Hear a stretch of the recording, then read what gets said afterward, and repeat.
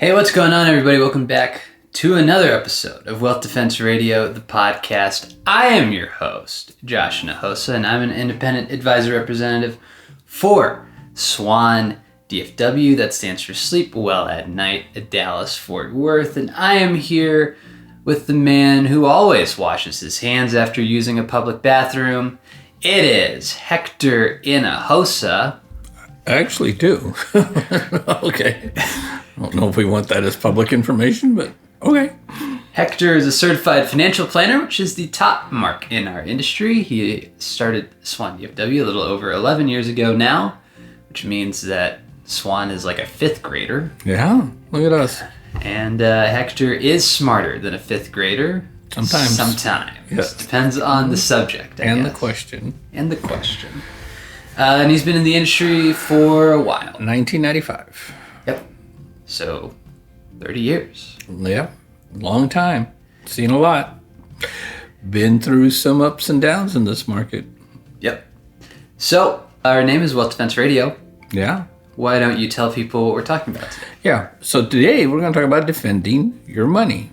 And not defending your money in terms of a portfolio. We do that a lot. But defending your money from lawsuits especially, and those kinds of things you can do to protect all the money that you've saved and not let it be taken from you through a aggressive lawyer that might be advertising on TV 24 hours a day. But I love lawyers, don't get me wrong. So we're going to go through, I think we have five strategies. Right. We'll go through those. First, we have some interesting news. Oh, good. Hector one time took us on a road trip, and one of the stops was Yellowstone. We stayed there for approximately 5 hours. It's all the time you need. Yeah, for sure. But today's news story is from Yellowstone. A new thermal steam vent has popped up in Yellowstone. Really? Yep. It's by a road. It's relatively visible from a road. It's not like right off of the road. It's about a mile off the road, but it's pretty visible from the road. The park ranger who they interviewed was pretty unimpressed. He said the most noteworthy part was just it was in a noticeable spot. Yeah. So everybody was pretty excited about it because it's like a 200-foot tall steam vent. Wow. But it's right by the road, so all the cars are everybody's stopping slowing down. Yeah, it's great for traffic. Yeah, for sure. And as I recall, all those were 2-lane roads through the park. Yeah, so... no wonder he was not impressed. Yeah, he was generally unamused. He does say it doesn't look like the volcano under Yellowstone is going to erupt, which is good, because that hasn't happened in 70,000 years. So we want to keep that streak going. I think that would be a good idea. Yep. So was he around the last time that thing... I have to think he was not. Probably a good induction. I guess you never know. I guess we could ask him. It's not explicitly said... Well, there you go. ...that he wasn't around, or that he was around. But yeah, I just thought that was good. That was interesting. Yeah. If you haven't ever been there to see Old Faithful and stuff, it really is very, very impressive. We were on our way to a wedding. No, a graduation is why we didn't get to spend a lot of time there. But we may go back. But it's really pretty, and it's well worth the trip. Yeah. It's very scenic. Yeah. For the parts that we saw. Yeah. Driving through at breakneck speeds. Let's get into our 5 tips for defending your wealth. It is Wealth Defense Radio. Yeah. And so kind of back to our roots a little bit. Yeah, it's been a while. We have 5 of these things. Let's start with number 1. And number 1 is get insurance coverage. Yeah, that's probably the best and easiest way to try to protect yourself. And normally when we talk about insurance, we're talking about, life insurance, long-term care insurance. But here, and we don't sell it, but here we're talking about property and casualty. We're talking about like auto insurance, home insurance. Make sure that you've got, especially in your car, all the uninsured motorists, all of that kind of stuff. It'll cost you a little more, but it may save you a lot in case of an accident. And then the one thing that I would also recommend on top of your homeowner's insurance, you can normally buy like an extra $1 million of protection. It's called an umbrella coverage. And when we did it, it didn't cost a whole lot more money. I think it was like $100, a couple $100 or something. And that's just if somebody slips and falls, or you have somebody working on your roof and they fall and they're not bonded and they sue you. You just have extra coverage. So for not a lot more money, you can really protect some of your money and let the insurance company pay for it and defend you, if it goes to court. So more life insurance, good thing. Yeah, for sure. Did I say life insurance? More insurance. Just in general. More life insurance is also good, but in this thing, we're talking about insurance for your car and your home and liability insurance, yeah. Yeah, I think those expenses really hurt you if you don't have it. Yeah. They can rack up quickly. They can, and it's easily avoidable. Yeah. Number 2 here, consider a prenuptial agreement. Now, before we start down this path, I'm a romantic at heart, but this is a good thing, especially if you're going into like a second marriage. But any marriage, even a first marriage, usually in a first marriage, we're not coming with any assets. But if it's a second marriage and you've accumulated some assets, and usually both are coming in with some assets that they've accumulated, and especially if you're bringing your own children, mine, hers, and ours kind of situation, you might want to have a prenuptial just so that your money goes to your kids if something were to happen, and their money goes to their kids, and there's not a big fight between the kids if something were to happen to one of you. So that's a good way to protect the assets, and a good way to make sure that you don't have a family feud after you pass between stepkids and natural children, and it'll just save everybody a lot of headaches. Most people think of prenup is very unromantic, but here you're just trying to take care of your family and not have those big arguments after you're gone. But Hector, all families function perfectly fine, and there's never any family drama in any family I've ever heard of, especially involving large sums of money. Well, first, false. And sadly, it's not always large sums of money families get into big fights over. Sometimes it can be something as simple as a china cabinet. I witnessed where a sister took a china cabinet that she claimed her mother had told her that this was yours, and she had 4 sisters. And she had her husband take it while everybody was at the funeral because she didn't want to have a fight over the china cabinet. Of course, all that did was ensure a fight over the china cabinet. It was a big one, and I don't know that they've ever totally reconciled. So having a prenup, and then we'll talk about later, having a will and all those kind of things, just makes it easy to make sure that the money you brought into the marriage is money that's going to go to your children and how you want it to happen. So, yeah. And it protects it from a divorce. If something were to happen, you don't lose the money you brought in. So that's a good thing. For sure.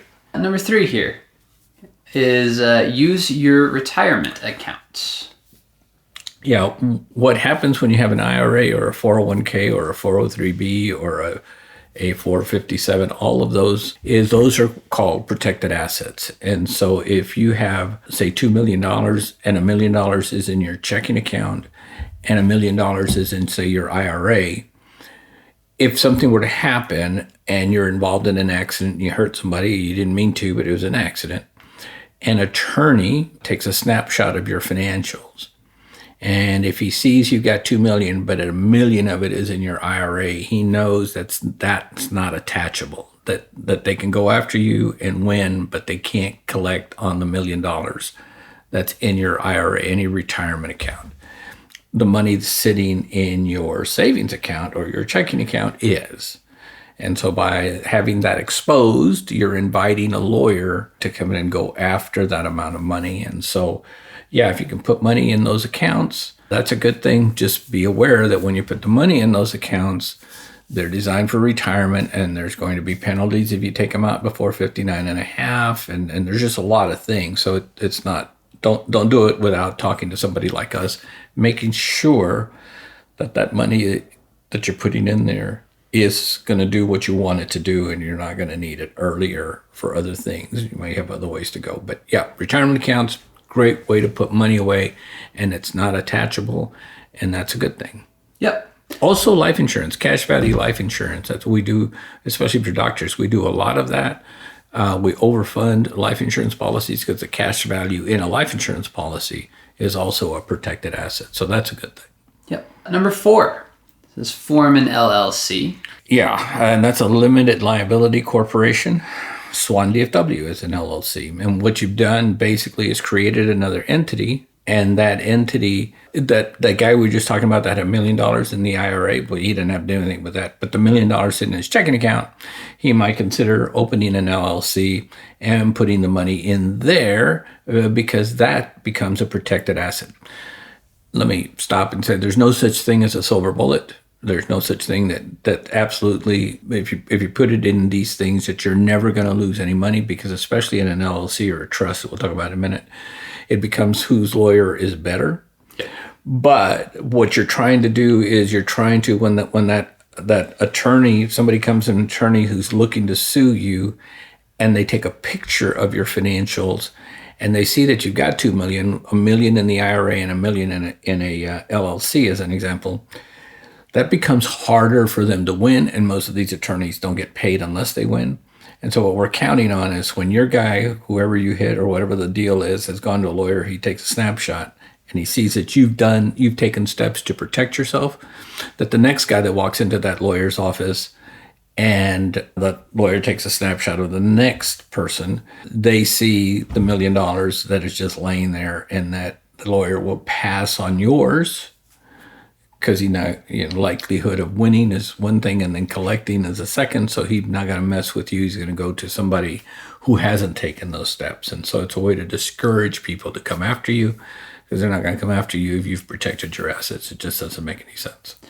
Who would be a good candidate to start an LLC? Could anybody just start an LLC, or? Yeah, if you have any kind of, even an investment account or rental property or anything that you wanted to protect, it's pretty, we're not attorneys. We don't practice law, but this would be a good conversation to have with a lawyer. But I've seen LLC set up for a variety of things. I've even seen LLC set up for future college funding for kids and grandkids. And so talk to your lawyer and make sure that what you're trying to do will do, and they're not very expensive to set up. And so that's a good place to do that.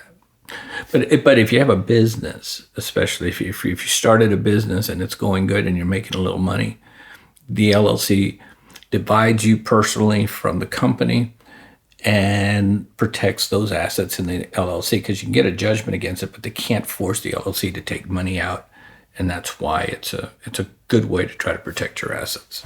Yep. Number 5, the last thing here is set up a trust. Yeah, and trusts come in all kinds of flavors, or you can do a whole lot of things with them. But going back to the guy who's got $1 million in his checking account, simply have his attorney draw up a revocable family living trust, and put the money in there, and then that protects the assets from somebody trying to come and attach them in a lawsuit and stuff. Here's where it gets a little bit tricky. The verbiage of a trust obviously is what's going to make the trust a trust. And so you can go online and get, lawyer.com documents and do them yourself and file them. But if you miss something, you may have spent that money and it may not give you the protection you need. Going to an attorney, and we're not attorneys, but going to an attorney, telling them what you're trying to do, he'll guide you through what kind of trust you need and protect the assets. It also, usually they wrap a trust, will also wrap nicely with a will. In a will, you give all of your assets to whoever the beneficiary is. And so if you've got an 18-year-old and you had $1 million life insurance policy and they're the beneficiary, you've just written a check to an 18-year-old to have $1 million. And most 18-year-olds are just not ready to have that kind of money and do smart things with it. But in a trust, the beneficiary can be the 18-year-old, but in the trust, we call it protecting your money from your grave. You can say, okay, and that $1 million is going to be paid out over a series of 10 years or 20 years, and he gets this much at 18, this much at 25, this much at 30, however you want to set it up to protect the money from themselves sometimes. And you can do a lot of things, and again, keep from doing, as best you can, what most parents don't want to do and have leave money and have a big fight happen when you're gone. So trust gives you that kind of ability to tell the trustee how you want that money spent, where you want it to go, and who you want it to go to. Yeah. I think the term that we use to sum all of that up into a nice, neat bow is being able to control your money from your grave. That's right.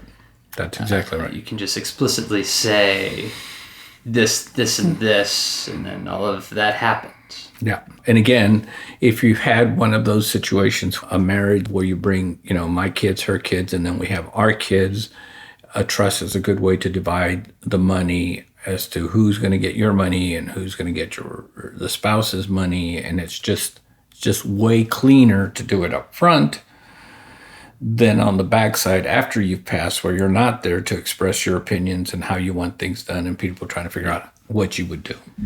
So do your family a favor. Yeah. So if you have any questions about any of the things you just heard, we have a couple different ways that you can contact us. Again, we are not lawyers. We do have a good grasp of financial planning. Some would even say the best grasp of financial planning. I think so. Although I did play a lawyer on TV once. Did you? No. What show? But it sounds good. I hear it all the time. Oh, okay. Yeah, we have a couple different ways that you can talk to us. Mm-hmm. The first way is via phone number, and that is 888-792-6339. Or we have an email address, and that is info@swandfw.net. Those two things will be in the description wherever it is you are watching or listening. Yep. And if you do watch or listen, please like us. Share this with somebody. Yeah, we'd really, really appreciate it. Yep. So thank you guys for listening. Yeah, thank you. God bless. Catch you all in the next one. The preceding content is informational only and based on information available when created. It is not an offer or solicitation, nor is it tax or legal advice.